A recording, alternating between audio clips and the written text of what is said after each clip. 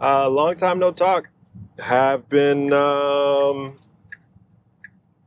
too much. Still reporting live from Tesla 12.6.4. Decided to make a multi-part series here. I was taking a quick trip, not a quick trip, but a little trip to South Dallas. So I'll kind of break this up a bit, but coming back from probably a month or so, probably a little over a month since our last video.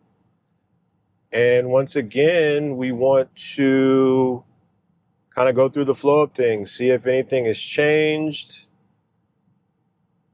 improvements, regressions, whatever the case may be, and get it on video. See if there's also any other wild things that may pop up along the way, especially with these longer trips, a little bit of city highway mix. You never know what could happen, but that's always good because we want to report on those things that aren't handled as human-like as possible, right?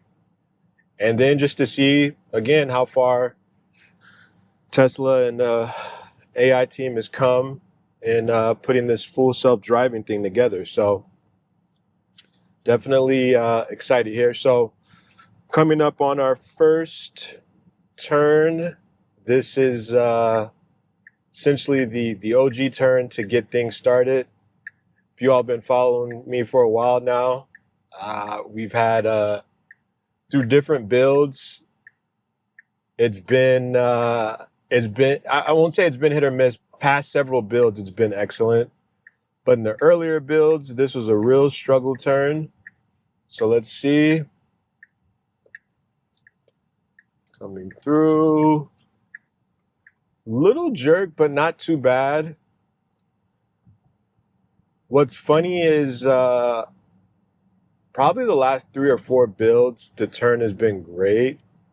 I think just now I'm starting to see a little bit of variance, but again, this is a far cry from essentially just a bad attempt at a turn. A lot of jerkiness. Sometimes it'll even stall. And in part, there's an island that's there, so it kind of picks up on that island, but at the same time, it's like, yeah, it's not the best. So overall, that was a great turn from my standard in knowing that street. It has us doing a little bit of a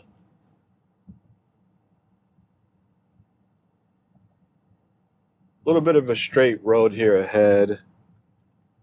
This is an area that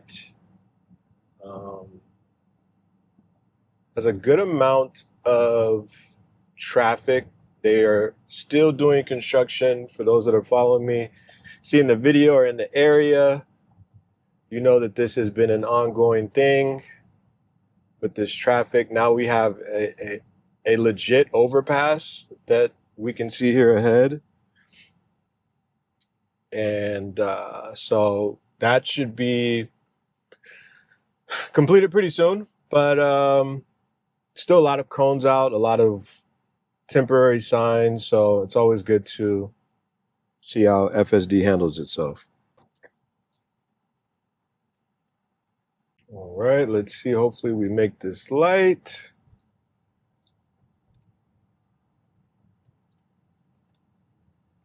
It's a no-go.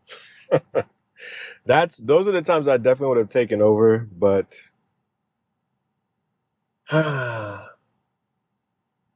for the sake of FSD, it did what it was supposed to do. In those situations, you don't want to necessarily force it. And in the past, some that have been utilizing FSD for a while, in the past, the hesitation of a green light turning yellow into red was pretty sickening. It was to the point where if I wasn't so passionate about just documenting my experience with FSD, I would have just stopped using it. I wouldn't have been able to recommend anyone use FSD in that scenario, just for that scenario, right? The green light turning yellow into red. It didn't know what to do.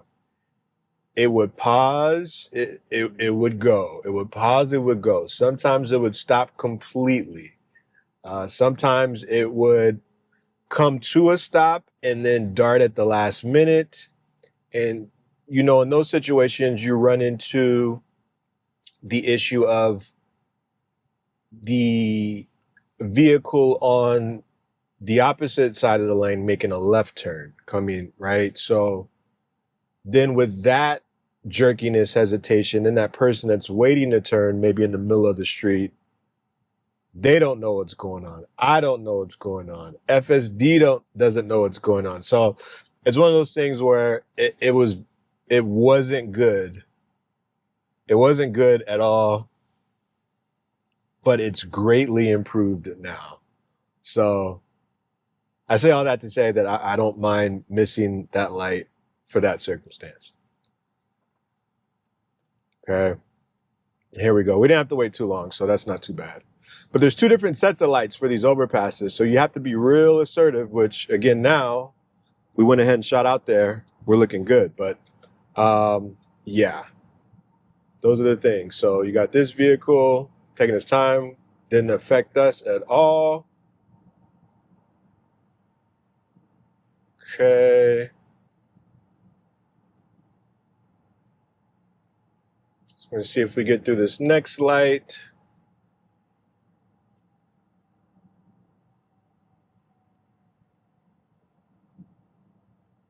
Okay. So let them pass. Hopefully, no. That is okay, because you see we have this other vehicle here. It looks like they wanted to get out and make that turn, but they held against it, so that's fine. All right, here we go. So we'll get through this intersection here, and then we're gonna approach a unprotected left, no stop lights.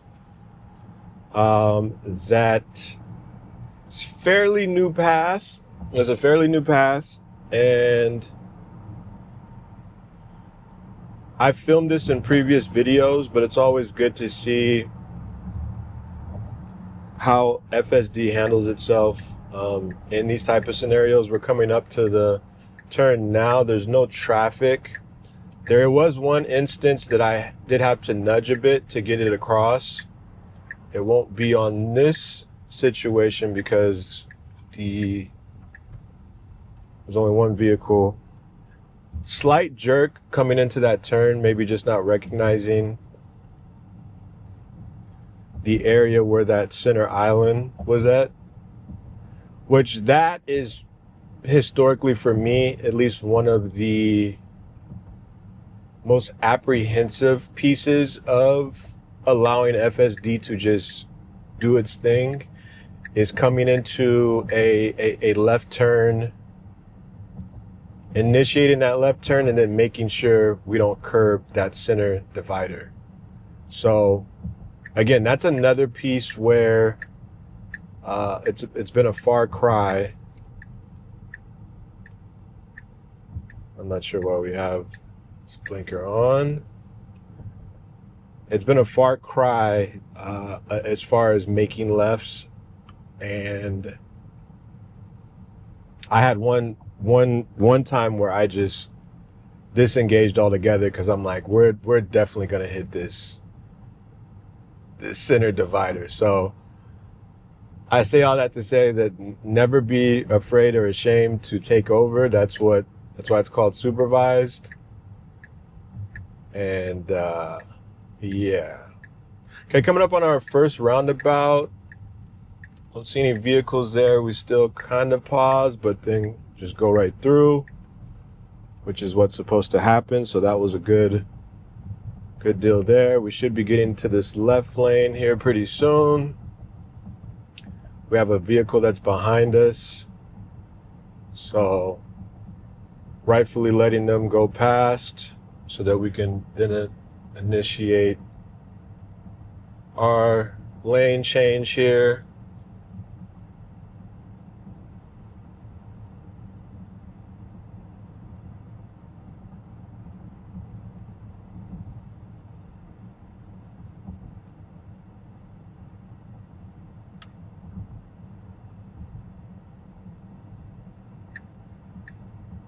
Okay. Now we made the lane change there. Now we are getting into the area. Now this can be hit or miss. And so we see all the other vehicles going. We do decide to end up going. Watching the curb there. Excellent.